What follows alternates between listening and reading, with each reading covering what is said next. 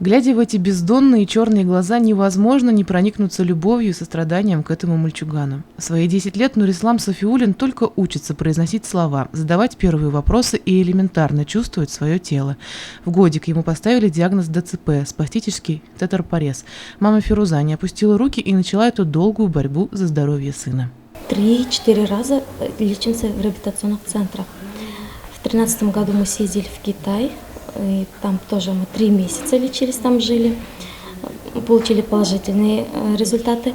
У нас, получается, у Нурислама очень сложный диагноз, то что сильная спастика, ДЦП, он самостоятельно не сидит, не ходит.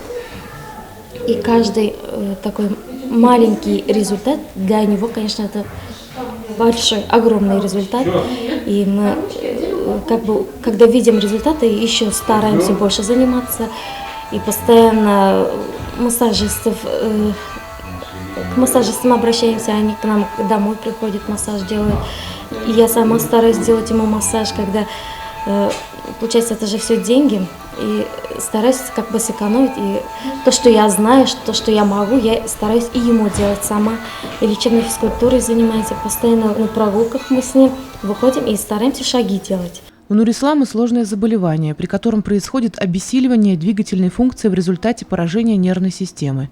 При спастическом тетрапорезе не функционируют обе руки и обе ноги, и почти всегда есть боли в мышцах. Мальчишка не может о них сказать, но все страдания отражаются в его взгляде. Сейчас он проходит курсы лечебной физкультуры в реабилитационном центре «Мишутка». С помощью костюма Адели Нурисламу создают нагрузку на опорно-двигательный аппарат и заставляют мышцы работать. Очень большие успехи. В том плане, что вот ему сделали сейчас ботокс, и как раз ему надо и шевелиться, и приводить в движение мышцы все. И вот как раз именно Адели помогает ему в этом сделать такой шаг. И раньше, если он не мог сгибать, даже вот коленный сустав или еще что-то, после ботокса теперь у него более пластичные стали мышцы. И мы сейчас еще провоцируем, надавливая резиночками на проприоцептивные точки его.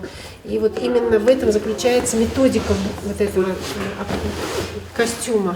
Нурислам вместе с мамой использует любую возможность, чтобы хоть как-то победить недуг. Летом они прибегают к занятиям ипотерапией. В известном реабилитационном центре «Сакура» Нурислам уже побывал, после чего стали заметны улучшения в его самочувствии. На лечение мальчугана выделяли средства крупные благотворительные фонды, за счет чего они и съездили в Китай. В августе их снова ждет курс реабилитации. Его стоимость составляет 200 тысяч рублей. Собрать сумму на новую реабилитацию семье самостоятельно не по силам, а потому они и прибегают к помощи неравнодушных горожан. Я снова обращаюсь вам за помощью, чтобы помогли моему ребенку хотя бы чуть-чуть.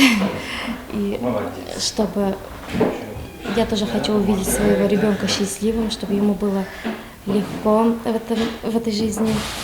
И мы снова собираемся в клинику «Сакура».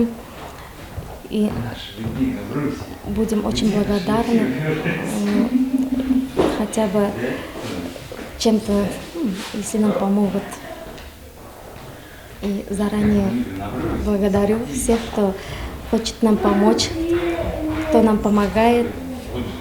И спасибо за это. По всем немыслимым законам у наших детей жизнь должна быть намного лучше и счастливее, чем у нас. Без добра и сочувствия, сопереживания и понимания, без готовности бескорыстно помочь ребенку мир кажется мрачным, а будущее – безнадежным.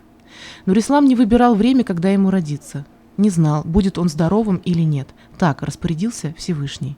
И если вы стали свидетелем его нелегкой судьбы, значит, высшие силы решили, что помочь этому маленькому герою сможете именно вы.